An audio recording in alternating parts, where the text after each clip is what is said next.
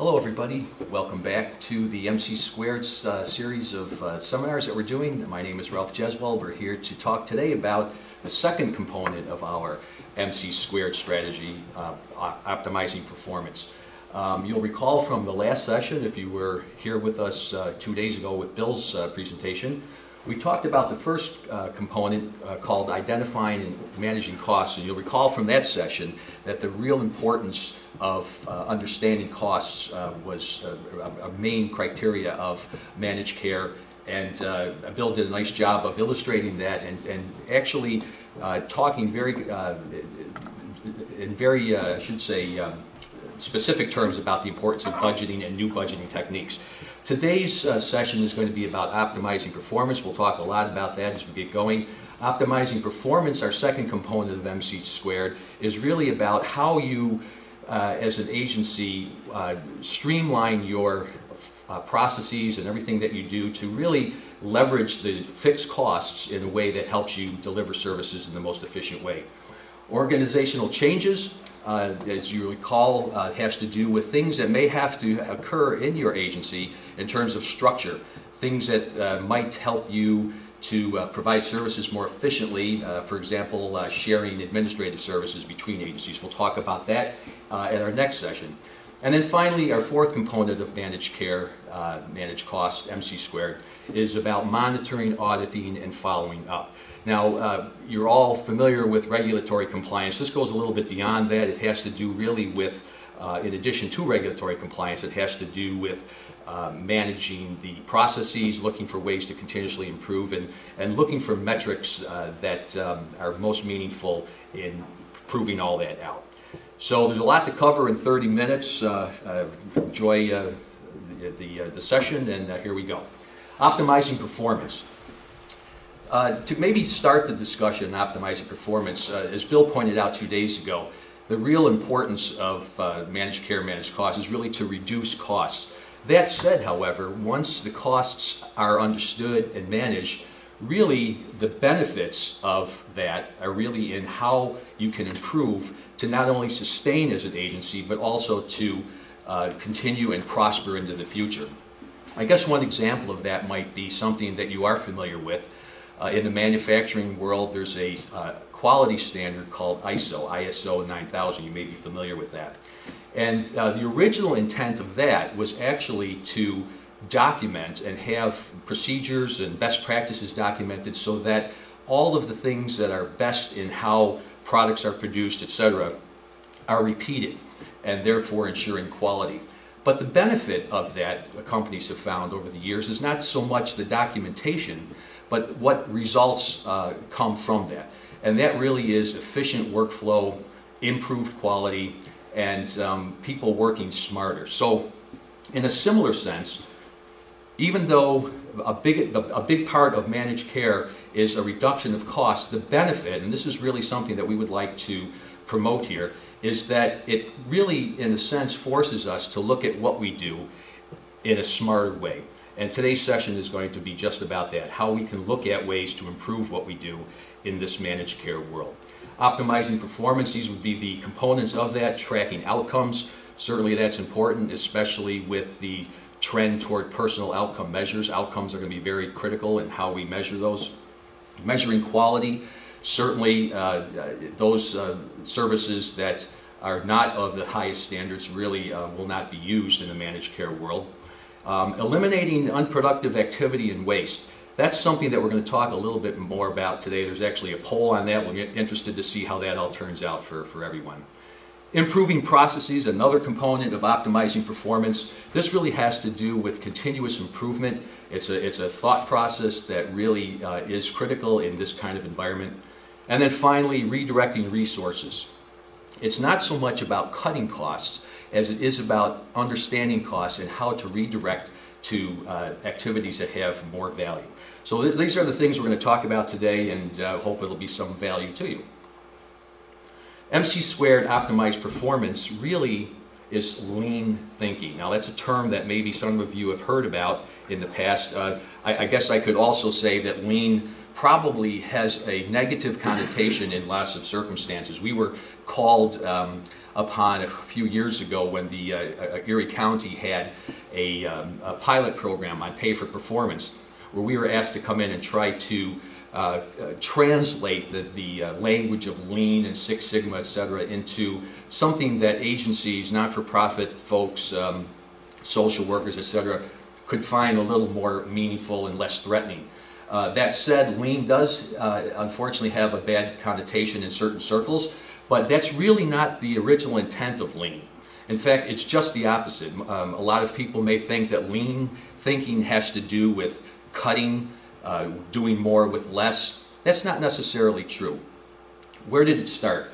You'll recall that the American auto industry, headed up by Henry Ford years ago, really changed things in terms of its production line and made things very efficient in terms of how products were produced. The Japanese, post-World War II, were actually looking at this very curiously and pretty much concluded that although that was very, very good in what was being done over here in the States, we were missing a very important function, and that was how people contributed to the whole process. You might recall that one of the challenges that Henry Ford had was that he could produce cars very efficiently but without any variety. The Japanese, through lean thinking, and of course it wasn't called that back then, came up with ways to empower the people to use their brains, so to speak, with sort of brains over brawn, to help contribute to how things were done. This started the whole lean process, and I should add that if we were to look at the early documents on that, you would find that people were really the most important part of this. So lean thinking is something that we're going to talk about here and how it relates to MC squared. So to get things started, it probably would make some sense to really think about what lean is all about. Let's go through at least some of the major principles. When we conclude with that, we're going to relate that to how that fits in with our MC squared strategy, and then offer to you some maybe some tools that you might be able to use to implement and hopefully optimize performance.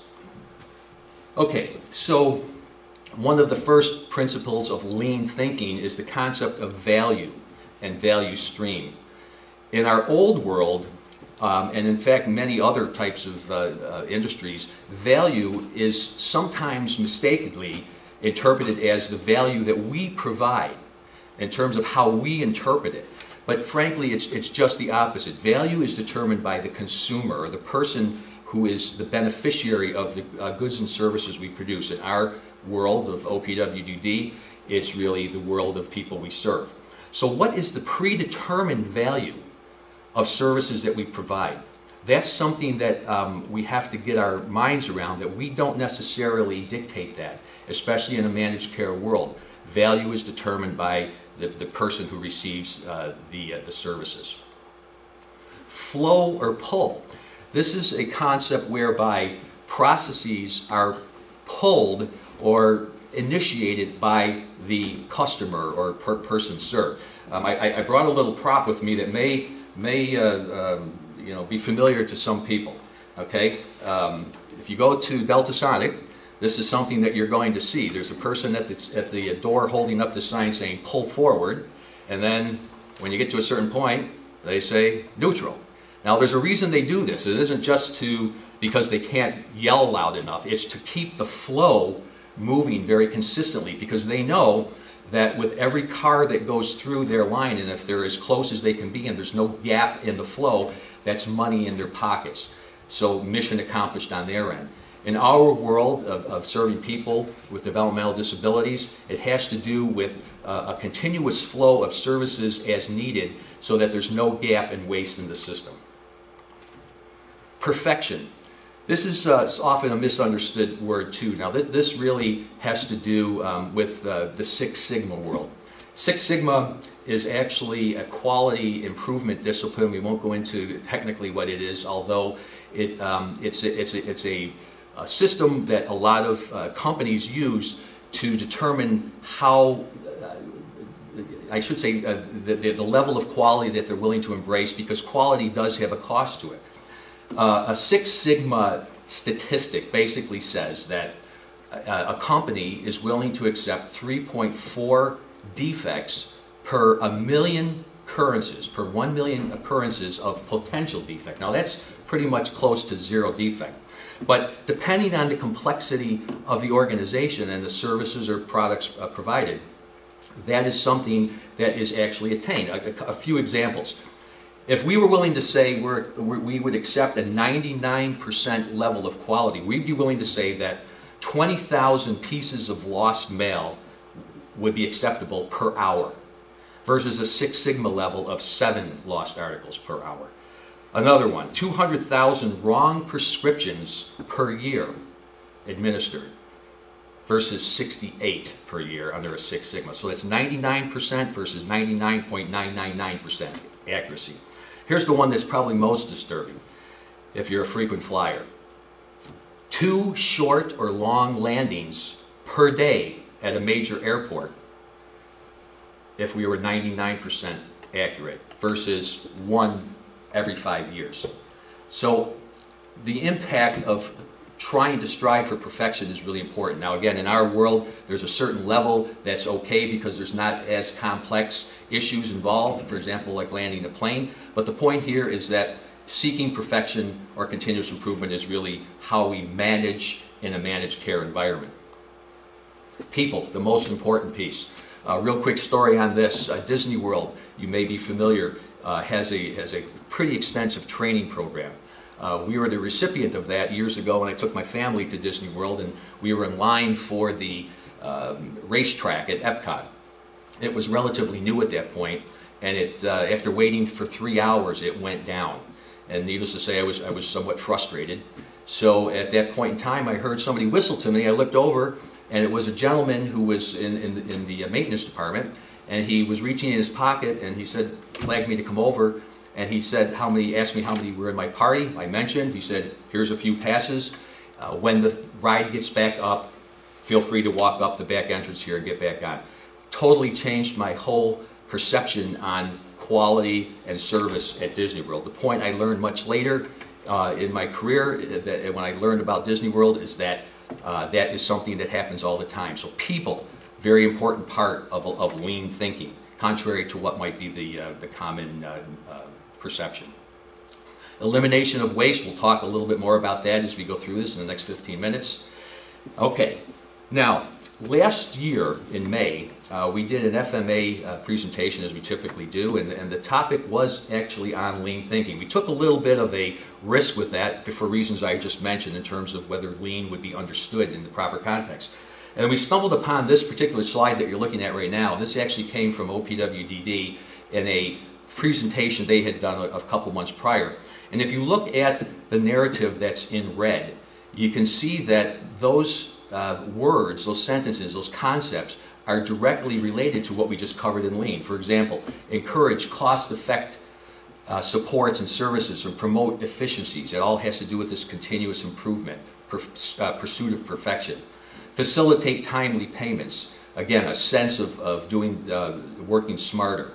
Update methodology periodically and when necessary. Again, all lean type thinking. When we shared this with our group at FMA, it became pretty clear that people were interested in embracing this, and hopefully this slide will do that for you. It frankly, in our view, provides a pretty good business case for managed care, managed costs, MC squared. So how does this all apply to this strategy of MC squared that we've been promoting here for a while? Well, quite simply, it asks the question, what does the person we serve want? And again, this is directly related to the trends in this area of personal outcome measures. No longer is it appropriate to just simply offer a set of services with prescribed outcomes. Each person, as we know, under this program, has the ability and the right to prescribe what he or she would like in terms of their outcomes, along with family members and key individuals. So again, very much a lean thinking concept. And our goal then is to simply align all of our agency processes and make sure that the person that we serve is really getting the benefit of everything that we can do. What they want, when they want it, and then at the lowest possible cost with the highest possible quality. Now, this really relates to what Bill was talking about a couple days ago. that really the whole mantra, if you will, of managed care is really to reduce costs. That being said, once those costs are fixed, if we really want to continue to thrive into the future and to become and remain a player in the industry, we have to be able to adjust, because the costs may not be, I should say the reimbursements of the costs may not be high enough to take care of the out-of-pockets that we have in providing these services. So we need to look for ways to improve what we do. And that's where this third bullet comes in. It's powered by people at all levels. Again, a very consistent thought with Lean. It's all about people. People doing the right thing, people empowered, just like that person at Disney World. So to frame this a little bit, and this will really be the start of how we can maybe share with you some thoughts that you can take away to maybe think about how to optimize performance within your agency. This is a framework that we put together that we call the tip of the funnel, until somebody very, very politely said, well, the funnel is usually the other way around. So it's really our tip of the inverted funnel, if you will. And the tip, as you can see here in this gray area, represents what we refer to as the strategic profile. Now this is important because this is really the heart and heartbeat of a non-for-profit agency, the mission, the purpose. Why do we even exist? And that mission and purpose is really often, if not always, derived by what do we value as an agency. And those core values are things that never change over time. The mission perhaps could, depending on economic issues, etc. But the core values never change. And then all of those points within the strategic profile are things that we need to consider and frankly align our day-to-day activities in hopes to attaining. If we don't have the ability to align properly, the issue is going to be that we're going to be having resources that we spend money on that are not really adding any value. So let's talk about value just for a second. There's often some misperception in terms of value versus non-value. Well, in our world, we do tax works, tax returns among many other things. So let's say that we do a tax return and we find out that we made an error, and we catch that error. So we have to go through the process of redoing that tax return, the preparation, the review, etc. Might that be considered non-value? The answer is yes, it is. It has value to us as a firm, obviously, because we want to be able to provide the best service for our clients. But non-value versus value is really from the eyes of the receiver of the goods and services. So in other words, if we had to put on an invoice correction of an error, the client would probably not pay for that. It has value to us, obviously. So when we talk about value versus non-value, we're talking about, is it adding value to the prescribed or predetermined value in the eyes of the persons that we serve. So you can imagine the things that we do that don't add value, and that's really personified over here, if you will, in letter D off to the left in those purple arrows that you see, waste or non-value activities. Graphically or conceptually, those are things that we do within our agency that do not add any value in terms of attaining our goals. To the contrary, however, within the funnel are lots of value activities. These are things that we do that add value, and ultimately the more we can spend on doing that, the better off we will be in terms of reaching our mission. And this is what we really mean by redirecting resources. So once we understand our costs, we have to do something. We have to say, well, how much of these costs are represented by non-value activities? Those costs, rather than just being eliminated, might be better served by being redirected to value activities that we're just not spending enough time on. And this is really the difference between when you hear people say, work smarter versus working harder. When people tend to work harder, what they're really referring to is that they're doing things that they're sort of spinning their wheels at. And this is sort of a graphic example of that. Letter B are really the metrics, and this is really key to a lot of us, I know. In this new world of, again, personal outcome metrics, measuring quality, etc., it's imperative that we understand our activities and our costs, and the metrics are what we would call leading indicators assigned to activities. It's not sufficient enough to wait for a financial statement to come out to see how we did. Metrics have to be tied to activities performed so that we can respond and react in a very timely way. And then finally, you'll see this yellow arrow, and that's really indicative of what we would call enabling activities. And that's really what you're doing today. It's stuff that we do inside our organizations that add value to what we do, strategic planning, meetings, management meetings, etc. And again, it's not necessarily something that is directly supportive of the people we serve. So this is the framework that we want to start with here. Okay, so let's talk about waste reduction. There's three things we'll talk about: waste reduction, process mapping, value stream costing, and then a root cause analysis. These are just 4 tools of many that you might consider in implementing within your agency to help you optimize performance. So a couple examples of waste. Doing a job prematurely. We've all been there before where we're downstream in the process, and let's say we're responsible for doing a report and all the information has not yet been in, and we get a little impatient with that. We might start the process.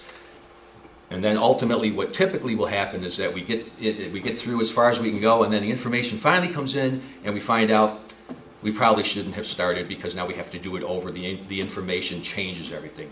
Again, wasteful activities. Waiting.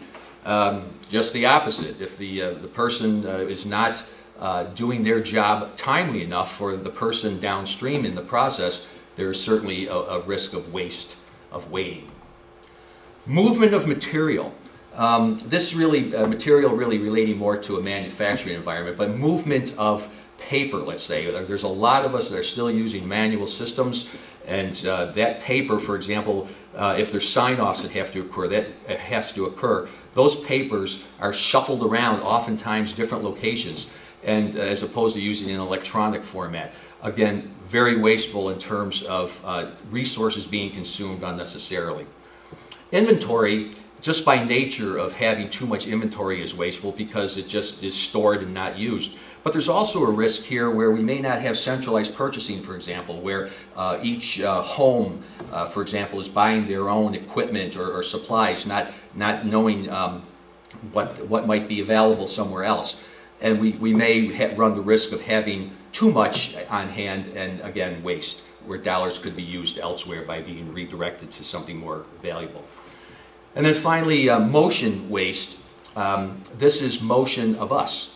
Again, even though we can make an argument, especially from a wellness standpoint, that walking to a printer might be beneficial, and it clearly is. Oftentimes there are printers not sufficiently placed within an organization, by way of example, and it causes a lot of motion and excess time being consumed where, again, that time could be used elsewhere. Processing, self-explanatory perhaps, but this really relates to, again, manual processing where we're filling out Excel spreadsheets where there's a system in place perhaps that we're not fully trained on. Again, a lot of waste. And then the worst one of all is what we would call defects. And this is the real problem with this is if somebody else finds out about this before we do. So we are providing a service whereby it wasn't performed properly because of lack of training, and the person serves family, makes us aware of it. That's a bad thing, because then there is an enormous amount of makeup and recovery type work to make things better. So these types of wastes are inherent in an organization, and on average there's about 15%. With most organizations. So we have a poll here to see how much you might have in your organization. We have 3 possibilities. Less than 15%, you're pretty efficient. At least 15%, you're about average. And over 15%, we could benefit from working smarter. And we'll see how this comes out. Poll's being taken right now.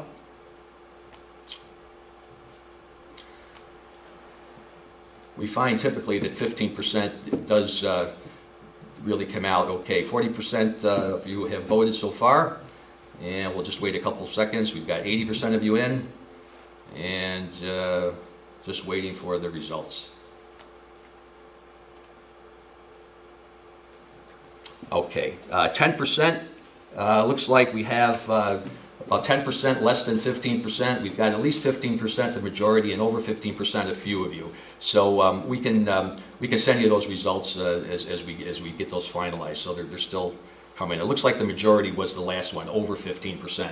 We could benefit from working smarter. So I think we're all in the same boat here.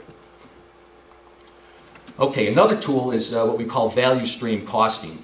This is, for all intents and purposes, activity-based costing. You can see on the left that's a typical P&L type accounting report, which doesn't really have much value. Now let's assume that those costs are accurate, as Bill had mentioned 2 days ago. A real benefit, however, is to convert those costs into activity costs on the right-hand side.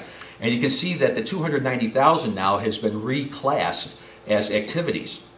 Much more valuable when it comes to analyzing where we can improve, what activities may be wasteful, and where we might want to redirect costs. By way of example, providing therapy, $100,000.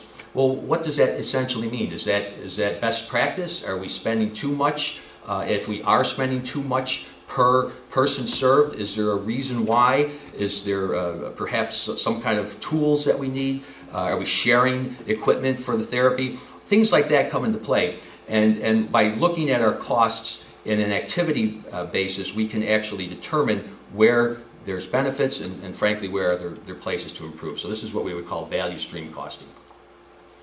Process mapping is another tool. This is a very simple process map, and please don't feel you have to read the words in these little boxes. But by way of illustration, this is what we call a swim lane process map. Each horizontal row represents a different function within the agency, and the top row being the person served.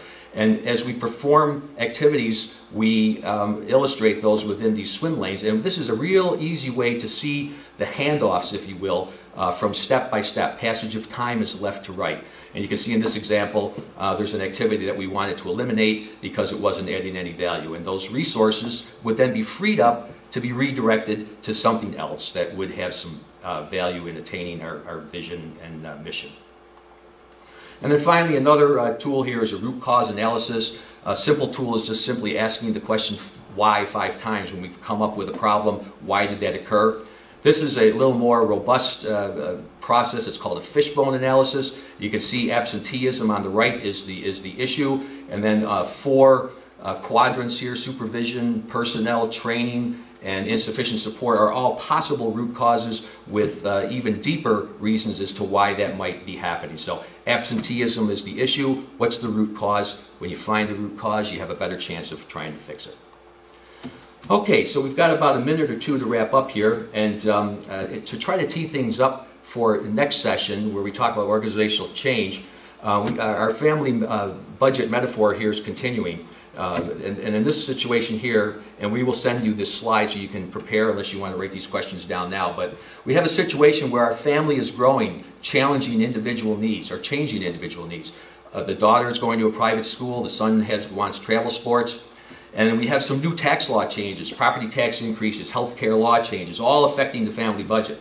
Dad's take-home pay stays the same due to a lack of a new contract. So what we would like you to do and think about for next Tuesday is how will the family budget be affected? Again, fixed income, similar to what's happening in our managed care world. Fixed costs and fixed reimbursements. What choices may have to be made? Can the family do things differently to help the situation? And what changes to the family structure might help? This will be our segue, that particular question, into our discussion next week on organizational structure. So I think we're just about at that 30-minute timeline. We want to respect your time. We really appreciate you spending time with us. And again, as a reminder, at Dopkins here, we're well experienced and trained to help you in these areas, and we look forward to seeing you again next week. Thank you very much. Have a great day.